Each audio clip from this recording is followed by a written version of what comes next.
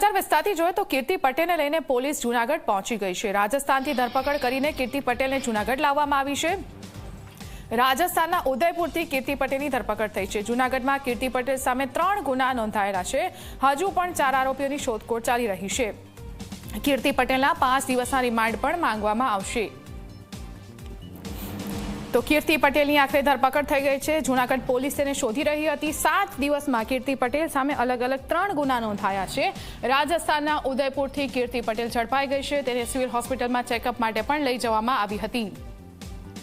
જે રીતે શિવરાત્રીના દિવસે સ્નાન ચાલી રહ્યું હતું સાધુ સંતોનું મૃગીકુંડમાં, ત્યારે કીર્તિ પટેલ જોવા મળી હતી। એ સમયે તેણે એક મહિલા પીઆઈ સાથે પણ ગેરવર્તણૂક કરી હતી અને ત્યારબાદ એક યુવકને ધમકાવવાનો પણ તેની સામે આરોપ છે।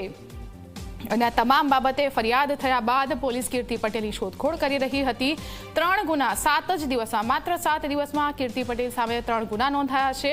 બાકીના 4 આરોપીની શોધખોળ ચાલી રહી છે।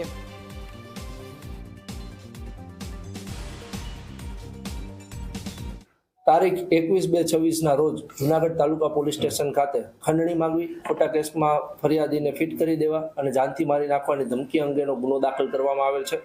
જે ગુના અંતર્ગત કીર્તિ પટેલ નામની વ્યક્તિ જે છે તેની ધરપકડ કરવામાં આવેલી છે અને આ જે કીર્તિ પટેલ છે તેની રાજસ્થાન ઉદયપુર ખાતેથી ધરપકડ કરવામાં આવેલી છે અને હાલ તેની રિમાન્ડની પ્રક્રિયા ચાલુ છે અને પોલીસ દ્વારા તેના દિન 5ના રિમાન્ડ માંગવામાં આવેલ છે અને રિમાન્ડમાં જે ગુનો દાખલ થયો ત્યારથી કીર્તિ પટેલ કઈ જગ્યાએ ગયેલ છે, આ ઉપરાંત અન્ય કોઈ વ્યક્તિ તેની સાથે સામેલ હતા કે કેમ, આ ઉપરાંત જે સહ આરોપીઓ પકડવાના બાકી છે, અન્ય જે આરોપીઓ જે 4 છે તેને પકડવાના બાકી છે, આ આરોપીઓ કઈ જગ્યાએ છુપાયેલા છે તેની વિગત મેળવવાની છે।